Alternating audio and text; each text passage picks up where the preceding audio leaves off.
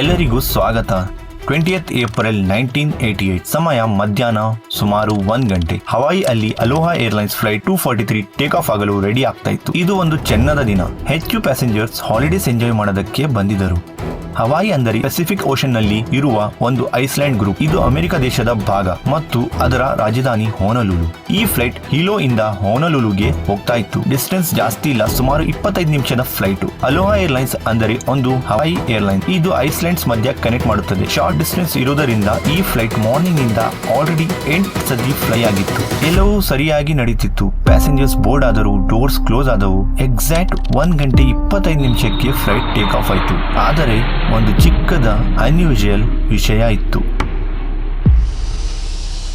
ಒಂದು passenger board ಆಗಬೇಕಾದರೆ plane body ಮೇಲೆ metal sheet ಅಲ್ಲಿ ಚಿಕ್ಕದ ಕ್ರ್ಯಾಕ್ ನೋಡಿದ್ದಳು. ಅವಳು ಇದನ್ನು ಯಾರಿಗೂ ಹೇಳಿಲ್ಲ. ರೆಪ್ಯೂಟೆಡ್ ಏರ್ಲೈನ್ ಇನ್ಸ್ಪೆಕ್ಷನ್ ಆಗಿರುತ್ತದೆ ಅಂತ ಇಗ್ನೋರ್ ಮಾಡಿದ್ದಳು. ಅವಳು ಅದನ್ನು ಚಿಕ್ಕದ ವಿಷಯ ಅಂತ ಥಿಂಕ್ ಮಾಡಿದಳು. ಆದರೆ ಅದು ಎಷ್ಟು ಭಯಾನಕ ಆಗುತ್ತೆ ಅಂತ ಯಾರಿಗೂ ಅನುಮಾನವಿಲ್ಲ. ಟೇಕ್ ಆಫ್ ಆದ ಮೇಲೆ 15 ನಿಮಿಷಕ್ಕೆ ಏರ್ ಹಾಸ್ಟೆಸ್ ಡ್ರಿಂಕ್ಸ್ ಸರ್ವ್ ಮಾಡಲು ಸ್ಟಾರ್ಟ್ ಮಾಡಿದ್ರು. ಸೀಟ್ ಬೆಲ್ಟ್ ಸೈನ್ ಇನ್ನೂ ಆಫ್ ಆಗಿರಲ್ಲ, ಯಾಕಂದ್ರೆ ಕ್ರೂಸಿಂಗ್ ಆಲ್ಟಿಟ್ಯೂಡ್ ರೀಚ್ ಆದ ಮೇಲೆ ಮಾತ್ರ ಆಫ್ ಆಗುತ್ತದೆ. ಈ ಫ್ಲೈಟ್ ಗೆ ಕ್ರೂಸಿಂಗ್ ಆಲ್ಟಿಟ್ಯೂಡ್ 24,000 ಫೀಟ್. ಎಕ್ಸಾಕ್ಟ್ಲಿ 20 ನಿಮಿಷ ಆದ್ಮೇಲೆ ಪ್ಲೇನ್ ಕ್ರೂಸಿಂಗ್ ಆಲ್ಟಿಟ್ಯೂಡ್ ಗೆ ರೀಚ್ ಆಯ್ತು. ಆಮೇಲೆ ಸಡನ್ ಆಗಿ ಭಾರಿ ಬ್ಲಾಸ್ಟ್ ಆಯ್ತು. ಒಂದು ಭಯಂಕರ ಲೌಡ್ ಬ್ಯಾಂಗ್ ಸೌಂಡ್ ಕೇಳಿಸಿತ್ತು. ಅದ ನಂತರ ಇಮಿಡಿಯೇಟ್ ಆಗಿ ರ್ಯಾಪಿಡ್ ಡಿಕಂಪ್ರೆಸೇಷನ್ ಸ್ಟಾರ್ಟ್ ಆಯ್ತು. ಜನರಿಗೆ ಬ್ರೀತಿಂಗ್ ಪ್ರಾಬ್ಲಮ್ ಶುರು ಆಯ್ತು. ಎಲ್ಲ ವಸ್ತುಗಳೆಲ್ಲ ಗಾಳಿಯಲ್ಲಿ ಹೊರಗೆ ಹೋಗಿತ್ತು.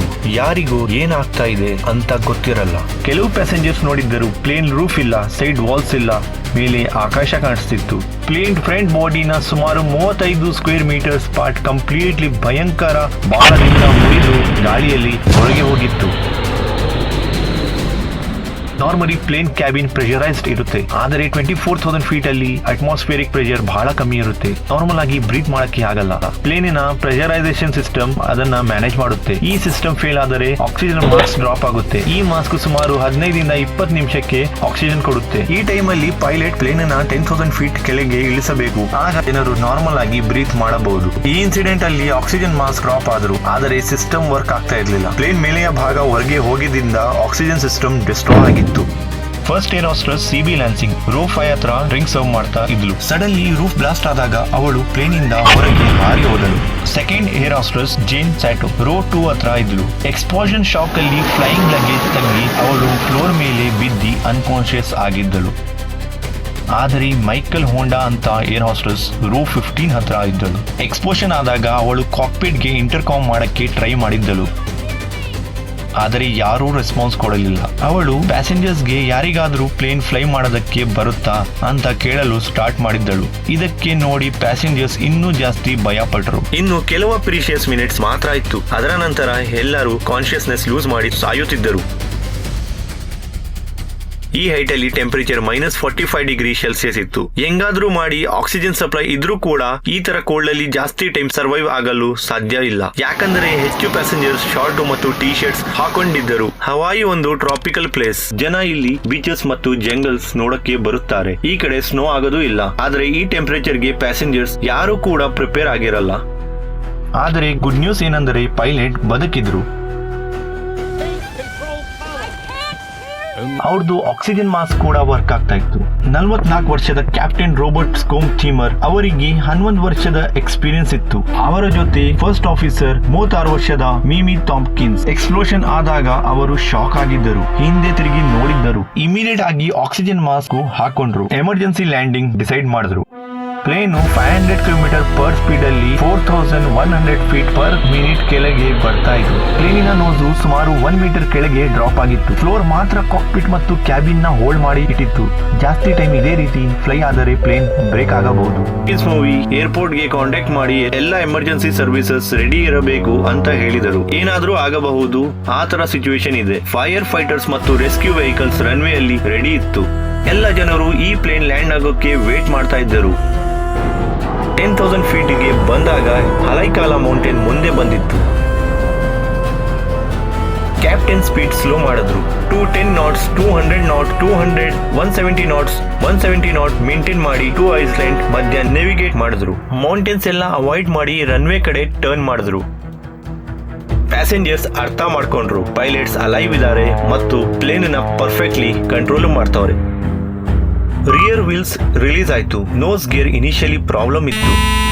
ಬೆಲ್ಲಿ ಲ್ಯಾಂಡಿಂಗ್ ಪಾಸಿಬಲ್ ಇತ್ತು, ಆದ್ರೆ ಈ ಕಂಡೀಷನ್ ಅಲ್ಲಿ ರಿಸ್ಕಿ. ಫ್ಯೂಲ್ ಟ್ಯಾಂಕ್ ಬ್ಲಾಸ್ಟ್ ಆಗೋದು ರಿಸ್ಕ್ ಇತ್ತು, ಆದ್ರೆ ಬೇರೆ ಏನೂ ಆಪ್ಷನ್ ಇಲ್ಲ. ಲ್ಯಾಂಡಿಂಗ್ ಅಟೆಂಪ್ಟ್ ಮಾಡಬೇಕಾಗಿತ್ತು. ಆಮೇಲೆ ಲ್ಯಾಂಡಿಂಗ್ ಅಟೆಂಪ್ಟ್ ಮಾಡಿದರು. 1 ನಿಮಿಷ ನಂತರ ರನ್ವೇ ಕಾಣಿಸಿದ ತಕ್ಷಣ ಪ್ಯಾಸೆಂಜರ್ಸ್ ಲ್ಯಾಂಡಿಂಗ್ ಗೆ ರೆಡಿ ಆಗಿ ಟೈಟ್ಲಿ ಹೋಲ್ಡ್ ಮಾಡ್ಕೊಂಡ್ರು.